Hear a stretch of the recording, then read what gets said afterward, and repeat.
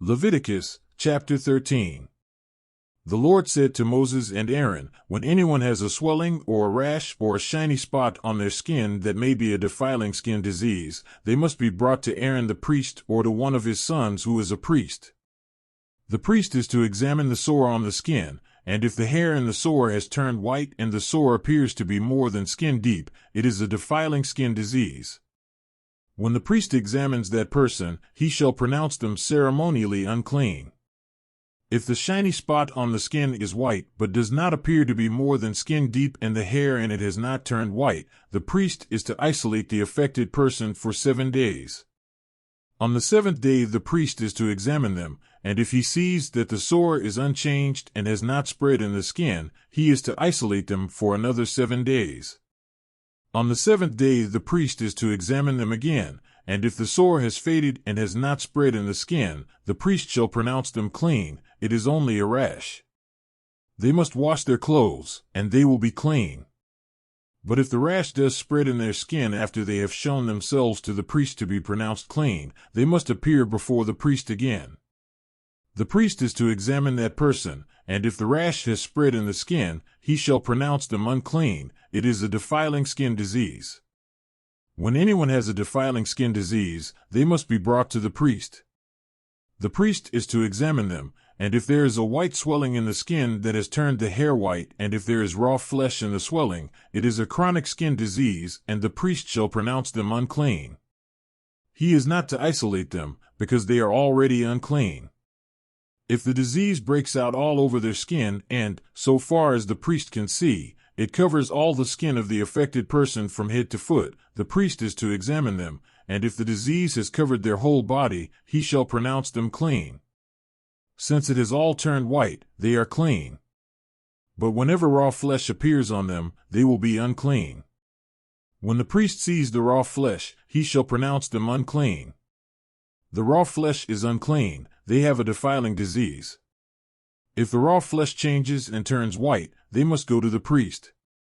The priest is to examine them, and if the sores have turned white, the priest shall pronounce the affected person clean, then they will be clean. When someone has a boil on their skin and it heals, and in the place where the boil was, a white swelling or reddish-white spot appears, they must present themselves to the priest. The priest is to examine it, and if it appears to be more than skin deep and the hair in it has turned white, the priest shall pronounce that person unclean. It is a defiling skin disease that has broken out where the boil was. But if, when the priest examines it, there is no white hair in it and it is not more than skin deep and has faded, then the priest is to isolate them for 7 days. If it is spreading in the skin, the priest shall pronounce them unclean. It is a defiling disease. But if the spot is unchanged and has not spread, it is only a scar from the boil, and the priest shall pronounce them clean. When someone has a burn on their skin and a reddish-white or white spot appears in the raw flesh of the burn, the priest is to examine the spot, and if the hair in it has turned white, and it appears to be more than skin deep, it is a defiling disease that has broken out in the burn. The priest shall pronounce them unclean. It is a defiling skin disease. But if the priest examines it and there is no white hair in the spot, and if it is not more than skin deep and has faded, then the priest is to isolate them for 7 days. On the 7th day the priest is to examine that person, and if it is spreading in the skin, the priest shall pronounce them unclean. It is a defiling skin disease. If, however, the spot is unchanged and has not spread in the skin but has faded, it is a swelling from the burn, and the priest shall pronounce them clean. It is only a scar from the burn. If a man or woman has a sore on their head or chin, the priest is to examine the sore, and if it appears to be more than skin deep and the hair in it is yellow and thin, the priest shall pronounce them unclean. It is a defiling skin disease on the head or chin. But if, when the priest examines the sore, it does not seem to be more than skin deep and there is no black hair in it, then the priest is to isolate the affected person for 7 days.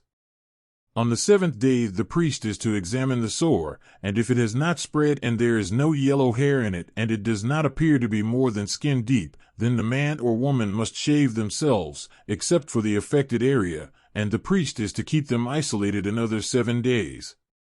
On the seventh day the priest is to examine the sore, and if it has not spread in the skin and appears to be no more than skin deep, the priest shall pronounce them clean. They must wash their clothes, and they will be clean. But if the sore does spread in the skin after they are pronounced clean, the priest is to examine them, and if he finds that the sore has spread in the skin, he does not need to look for yellow hair, they are unclean.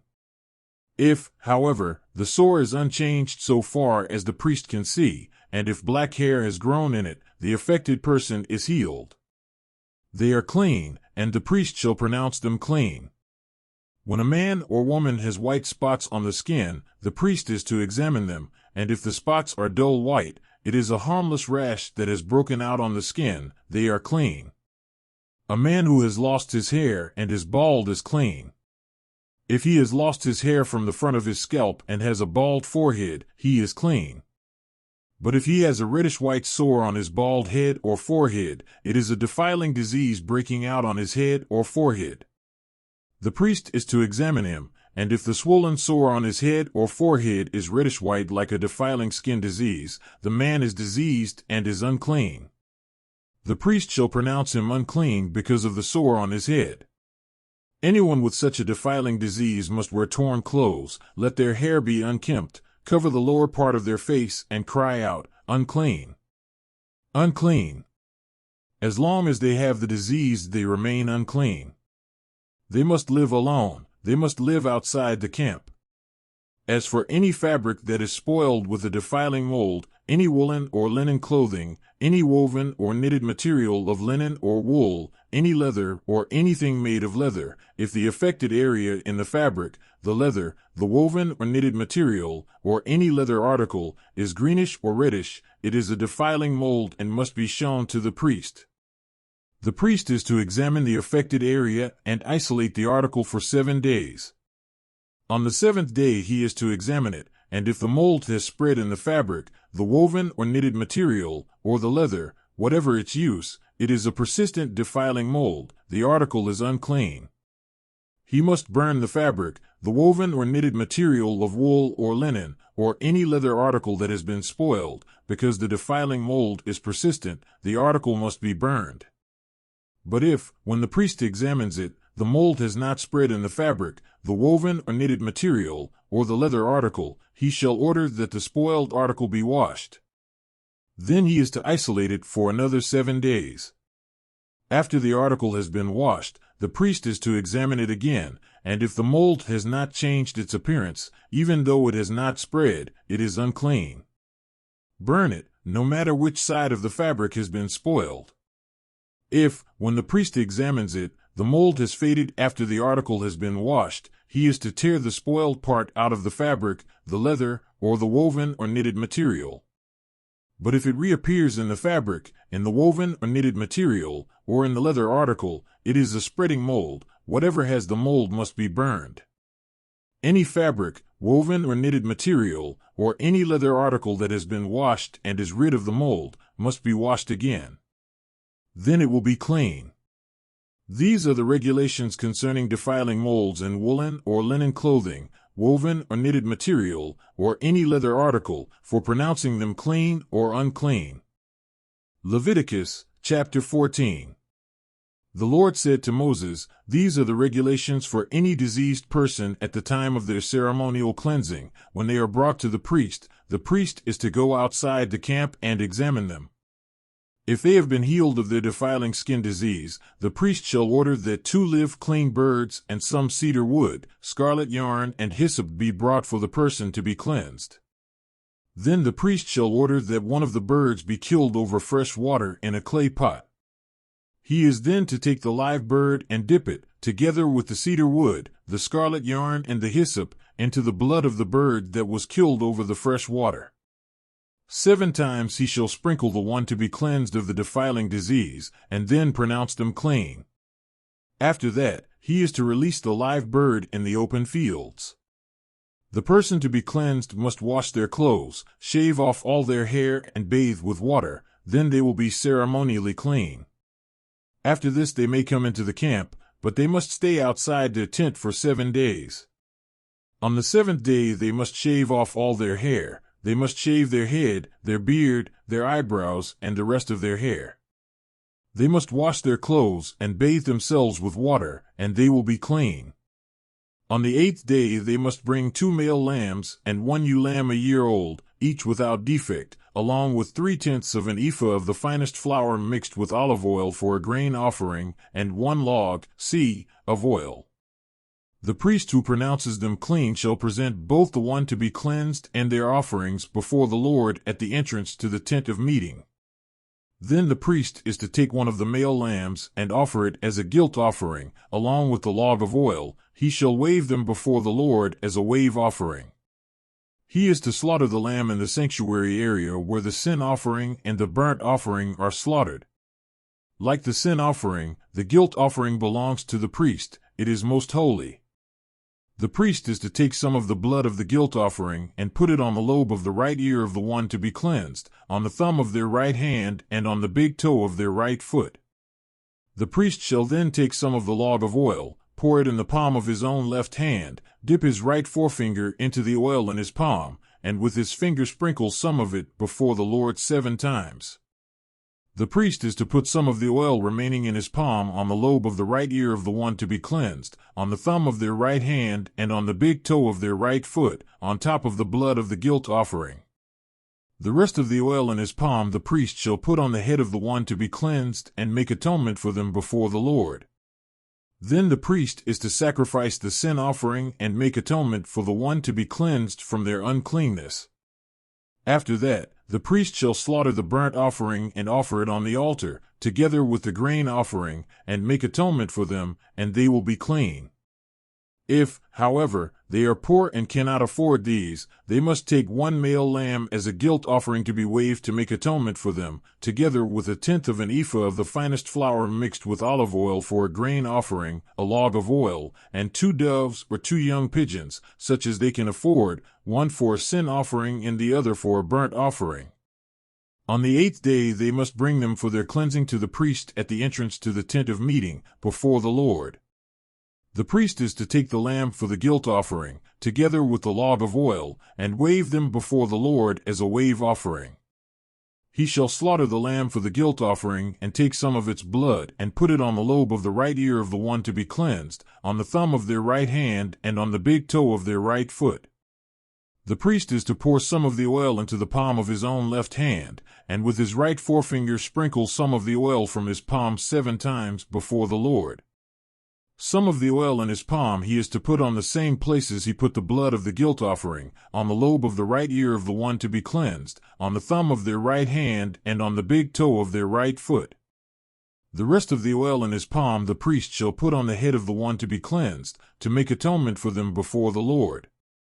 Then he shall sacrifice the doves or the young pigeons, such as the person can afford, one as a sin offering and the other as a burnt offering, together with the grain offering. In this way the priest will make atonement before the Lord on behalf of the one to be cleansed. These are the regulations for anyone who has a defiling skin disease and who cannot afford the regular offerings for their cleansing. The Lord said to Moses and Aaron, "When you enter the land of Canaan, which I am giving you as your possession, and I put a spreading mold in a house in that land, the owner of the house must go and tell the priest, 'I have seen something that looks like a defiling mold in my house.' The priest is to order the house to be emptied before he goes in to examine the mold, so that nothing in the house will be pronounced unclean. After this the priest is to go in and inspect the house. He is to examine the mold on the walls, and if it has greenish or reddish depressions that appear to be deeper than the surface of the wall, the priest shall go out the doorway of the house and close it up for 7 days. On the 7th day the priest shall return to inspect the house. If the mold has spread on the walls, he is to order that the contaminated stones be torn out and thrown into an unclean place outside the town. He must have all the inside walls of the house scraped and the material that is scraped off dumped into an unclean place outside the town. Then they are to take other stones to replace these and take new clay and plaster the house. If the defiling mold reappears in the house after the stones have been torn out and the house scraped and plastered, the priest is to go and examine it, and, if the mold has spread in the house, it is a persistent defiling mold, the house is unclean. It must be torn down, its stones, timbers, and all the plaster, and taken out of the town to an unclean place. Anyone who goes into the house while it is closed up will be unclean till evening. Anyone who sleeps or eats in the house must wash their clothes. But if the priest comes to examine it and the mold has not spread after the house has been plastered, he shall pronounce the house clean, because the defiling mold is gone. To purify the house he is to take 2 birds and some cedar wood, scarlet yarn, and hyssop. He shall kill one of the birds over fresh water in a clay pot. Then he is to take the cedar wood, the hyssop, the scarlet yarn, and the live bird, dip them into the blood of the dead bird and the fresh water, and sprinkle the house 7 times. He shall purify the house with the bird's blood, the fresh water, the live bird, the cedar wood, the hyssop, and the scarlet yarn. Then he is to release the live bird in the open fields outside the town. In this way he will make atonement for the house, and it will be clean. These are the regulations for any defiling skin disease, for a sore, for defiling molds in fabric or in a house, and for a swelling, a rash, or a shiny spot, to determine when something is clean or unclean.